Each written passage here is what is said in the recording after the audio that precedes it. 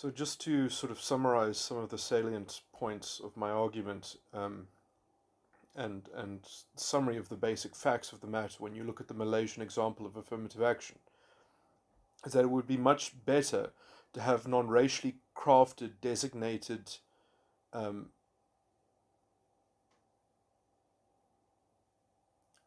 designated criteria um, that targets the policy towards ameliorating disadvantage, because then, in the same way that if you might be intentioned that you want to sort of have an overarching demographic selection or targeting that is racially, trying to bring about a kind of an amelioration of a generalized inequality between groups,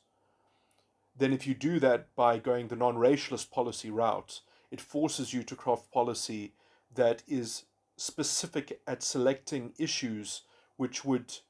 ameliorate targeted disadvantages, which would then at the same time protect the policy from having the unefficacious Malaysian consequence, which was that many of the resources put into these policies were disproportionately enjoyed by the already middle class Malay indigenous majority.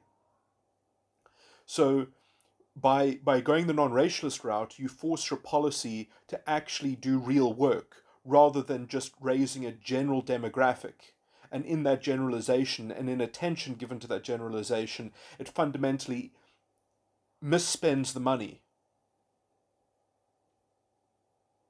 And so if you're afraid that your affirmative action policy, if it just targets disadvantage, is going to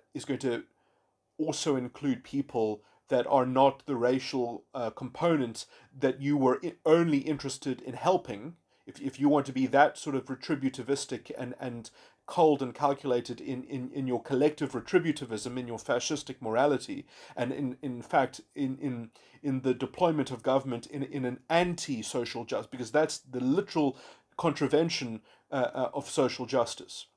is saying to an individual, screw you, you're going to be treated as a group, and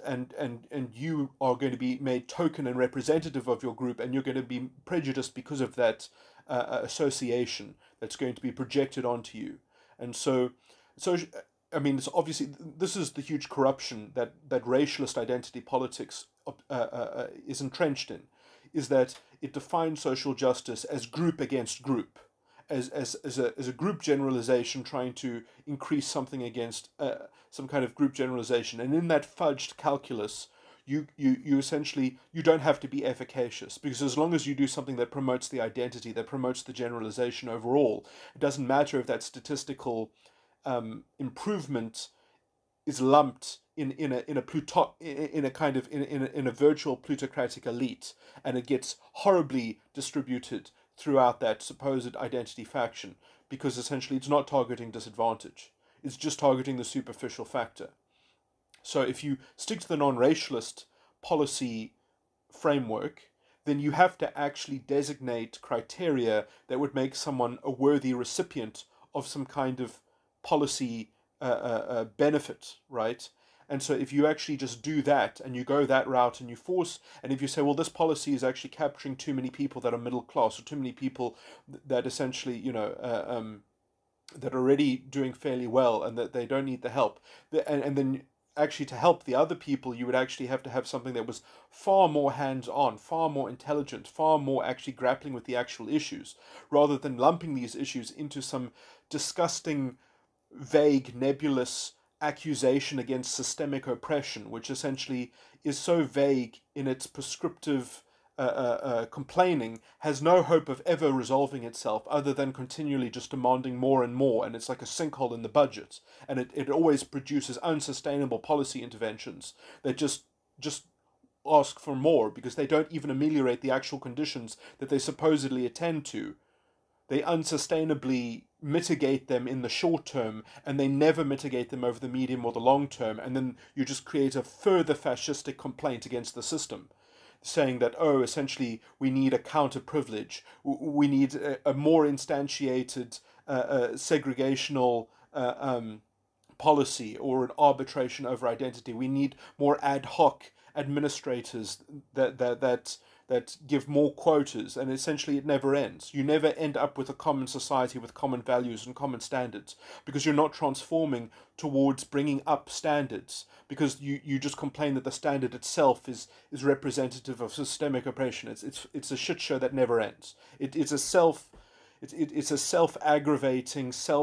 doom spiral, and this is essentially the kind of politics that is inescapable when you get into the kind of fudged measures that someone like Mmusi Maimane is always pandering, which is why we should be so lucky that he's hopefully going to stay irrelevant, and that, yeah, well, anyway, but essentially that politics of mediocrity, of sustained toxicity that can only escalate itself, because essentially that's the only way it can go, because it can never admit defeat, because essentially it's fundamentally incapable of being falsified. It has no sense of its own political responsibility in its own policy. It never says our policy has failed. It's always, we just need to go further. That's the problem with that style of politics, is that it just says, no, well, the intention is correct because we need to directly sequestrate resources and direct them towards redistribution, towards the superficial feature of race, because it doesn't target the right thing to begin with. And so it can always just use that as the pressure release valve, that no, we're doing the right thing, what we're doing is beyond question, it's the moral fudge that promulgates this fascistic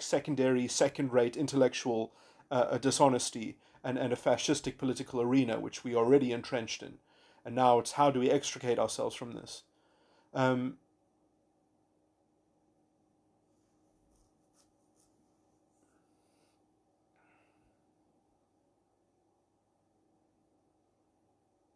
obviously it doesn't help when you've got people like this shouting from the sidelines more of this racialist, disguised, confected rhetoric from Mmusi Maimane.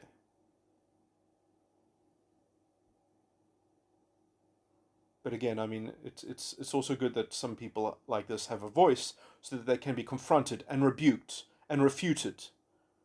That is the function of them, is to peddle their failed. Their mafia style of politics is what is in power, and I guess we just need to draw the dots, connect the lines of how the current corruption is intrinsic in this moral corruption which is peddled by Mmusi Maimane.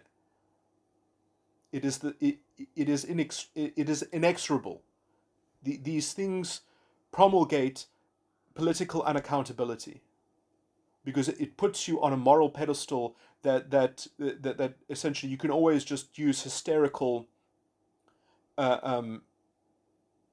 identity demagoguery to defend your this external moral authority, which even challenging it makes you racist. And then, with this disgusting plethora of so-called anti-racist ideology, which is fundamentally fascistic in its culture and in its conceptualization of society, its conceptualization of social justice, of being group versus group, which is a complete misreading of the South African Constitution. Okay, I just wanted to summarize that, I guess.